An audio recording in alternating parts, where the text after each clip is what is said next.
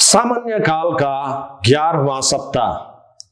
ख्रिस्त में मेरे प्यारे भाइयों और बहनों, एक कहावत, अपने पड़ोसी से प्रेम करो और अपने शत्रु से घृणा, बाइबल से हमारे पास नहीं आया है, लेकिन इसका स्रोत यहूदी धर्म की अन्य शिक्षाओं में था।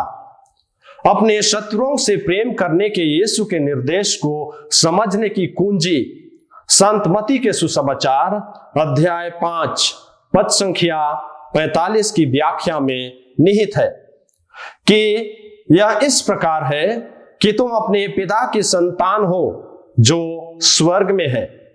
यीशु एक ऐसी संस्कृति में चले गए जहां पुत्रों को अपने पिता की तरह माना जाता था।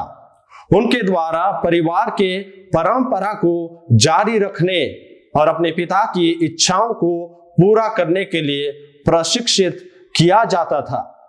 ना ही हमें यह भूलना चाहिए कि वह मुख्य रूप से पुरुष शिष्यों के एक समूह को संबोधित कर रहे हैं, जिनमें से अधिकांश इस प्रणाली के भीतर ही पले बढ़े होंगे। यदि परमेश्वर अपने शत्रुओं से प्रेम करता है तो उनके लिए अपने स्वर्गीय पिता के सम्मान होने के लिए उन्हें भी अपने शत्रुओं से प्रेम करने की आवश्यकता होगी। ना ही एक महिला शिष्य लिंग के आधार पर छूट का दावा कर सकती है, भले ही उसकी मां लड़की को एक महिला के रूप में रहने के लिए प्रशिक्षण देने की दिन प्रतिदिन की व्यावहारिकताओं की जिम्मेदारी लेती है, फिर भी उससे उसकी इच्छा का सम्मान करने की उम्मीद की जाती है। पिता कम से कम जब तक वह शादी नहीं कर लेती है। परमेश्वर निश्चय ही अपने शत्रुओं से प्रेम करता है। दुनिया उन लोगों से भरी हुई है जो सभी धारणाओं को खत्म करना चाहते हैं कि ब्राह्मण का एक ईश्वर मौजूद है, फिर भी वह उस ब्राह्मणीय व्यवस्था को बनाए रखना जारी रखता है जिस पर वे निर्भर है।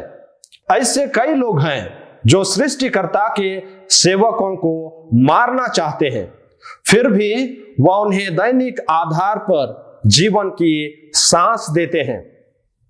अनंत न्यायाधीश के अनगिनत शत्रु हैं जो विद्रोही रूप से उसके आदेशों को कमजोर करते हैं, जैसे कि वह उनकी फसलों को पानी देने और उन्हें खिलाने के लिए बारिश भेजता है।